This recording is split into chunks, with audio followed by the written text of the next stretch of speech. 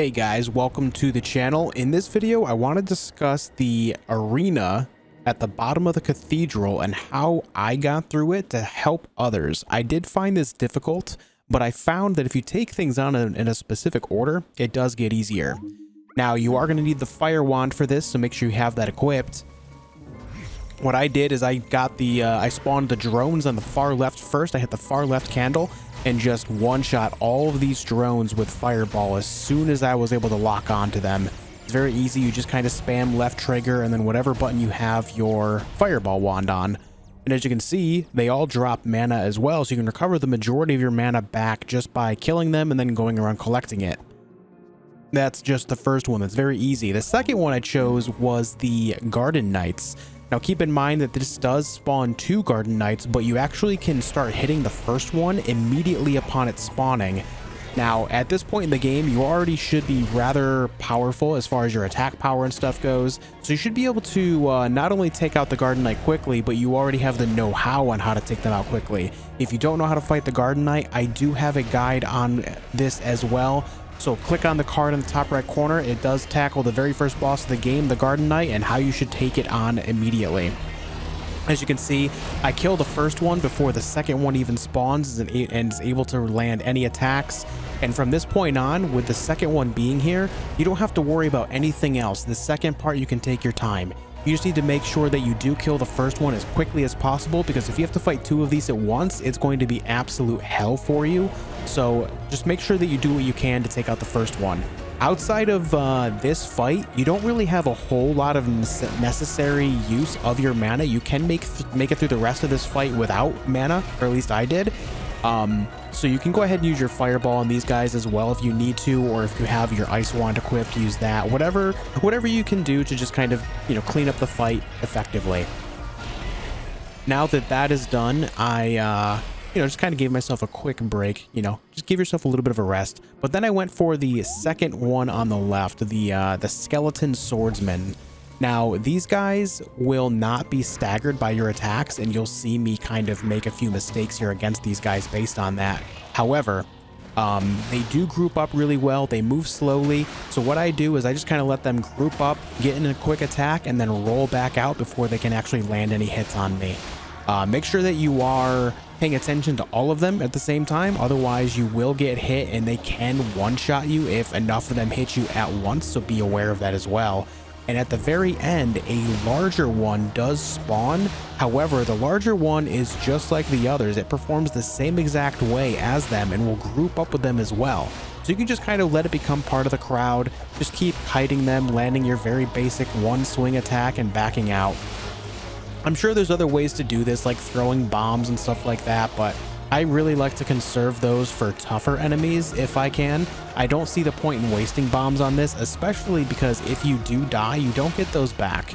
So it's best to just kind of keep kiting, landing your one attack, and then back off again. Now you can see that the larger one does move slightly faster, but he slows himself down when he swings his sword, just as the other ones do. So he'll just kind of fall back into the crowd after he swings at you. He really doesn't have all that much health. You just kind of keep doing the same thing over and over here. I did do this earlier without taking any damage from these guys, but this one I got a little careless because this whole thing did take me a few tries to get through. But either way, now that that one's done, I went ahead and took a break and, took the potions over here because I was already out, unfortunately. Now, when you do hit this, it'll drop not only a full potion recharge, but a bunch of hearts, so that way you can get your health back to full. I wouldn't doubt if there is an achievement where you don't use that here, or maybe you get some special item if you don't use that, but unfortunately I had to here myself. Now I go for the third candle on the left, which is the mages. You can see where they spawn immediately. I just kind of camp the first one and take it out right away. Make sure that you do roll out of the way of their attacks, and also be aware that their attacks can heal each other, as we learned earlier in the game against these guys. So you want to make sure that you try not to let them stack up, and when you're attacking them, heal, like crazy, because they can.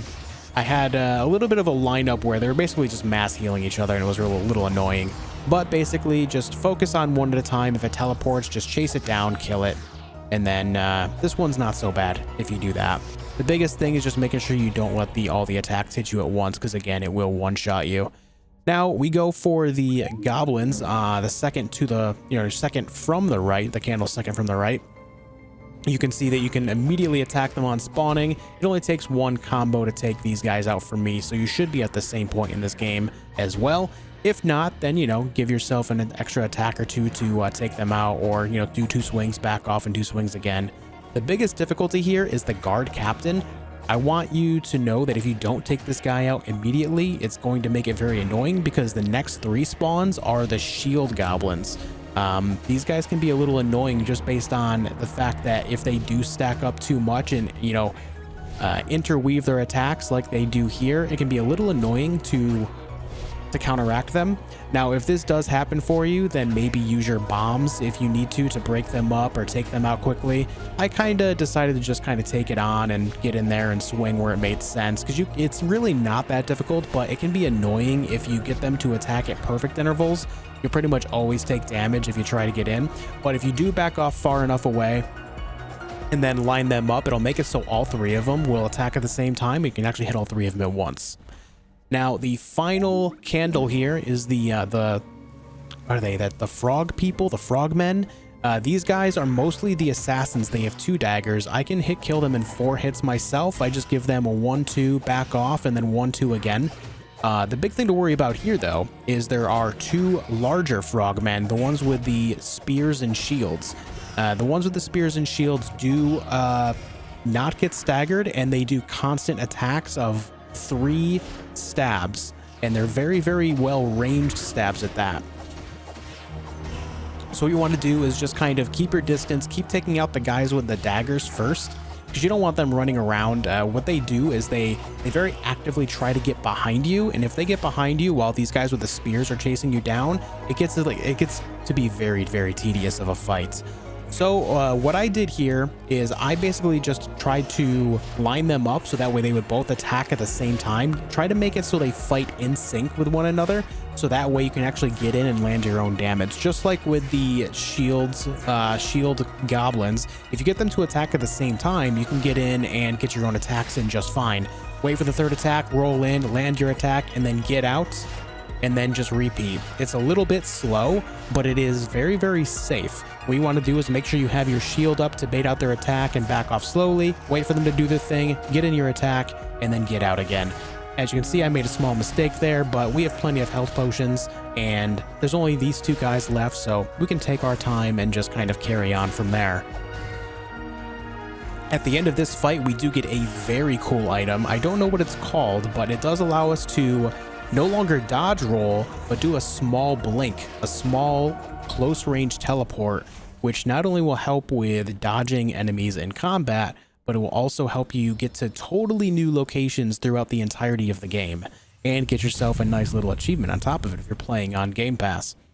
With that said, guys, I hope this video does help. This arena can be difficult, but I found that this order was the best order for me based on my own resources. So I do hope this video helps you. Make sure you leave a like, a comment, and of course subscribe, and I'll see you guys next time.